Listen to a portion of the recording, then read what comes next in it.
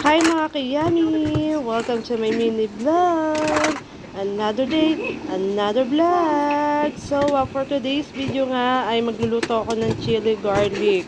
Masarap kasi ang sariling gawa kaysa bumili ka. Makakasigurado ka na maayos at maanghang ang gagawin ko. Haha! Charis! Pero ngayon, ang kapartneran ko naman yan ng daing na bangus. Binabad ko nga muna yung daing na bangus pagkatapos ko maghugas ng plato bago ko ihanda yung mga bawang at sili na gagamitin ko para sa chili garlic. So, ayan nga, nung binabad ko yung bangus, masyadong napadami yung suka na inilagay ko kaya sobrang asim. Pero okay lang, naluto naman kasi masarap. So, ito na nga, hinahanda ko yung apat na bawang. Apat na bawang nga lang ang gagamitin natin sa paggawa ng ating chili garlic. Hinahanda ko muna lahat ng gagamitin ko, pinipit ko muna lahat, tapos gagayatin ko yan ng mano-mano. Wala kasi kaming food processor, kaya mano-mano kong ginagawa ang pagdikdik sa aking bawang. So, pagkatapos ko nga yung balatan, isusunod ko naman dyan yung sili.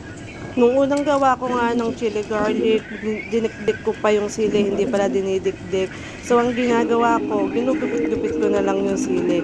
So, ganyan nga ako magdurog ng bawang kasi wala tayong food processor. Pero, nung nadurog na yan, parang na-food processor na rin.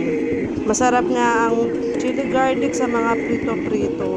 So, ayan na nga. Pangalawang beses pa nga lang namin gagawa ng chili garlic.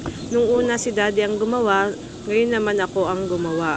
So, ito nga, ginupit-gupit ko nga lang yung sili. Konti nga lang yung nabili kong sili, mas marami yung bawang. Pero okay lang yan, pang sarili lang naman yung ginagawa kong chili garlic.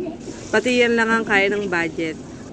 So, pagkatapos ko nga i-ready yung gagamitin ko para sa chili garlic, so, sinimulan ko na rin magprito ng daing na bangus. Ang gusto ko pa nga matutunan kung paano magawa ng chili powder kasi yung lolo ko dati gumagawa siya ng chili powder. Kaya lang hindi ko na matandaan kung paano niya ginagawa kasi bata pa ako ng mga time na yun eh.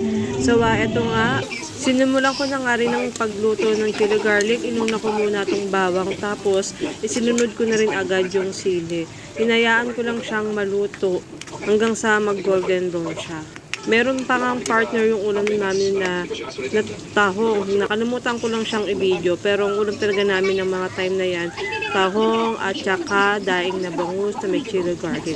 So hanggang dito na lang muna guys. Thank you for watching. Please follow my vlog. Bye-bye!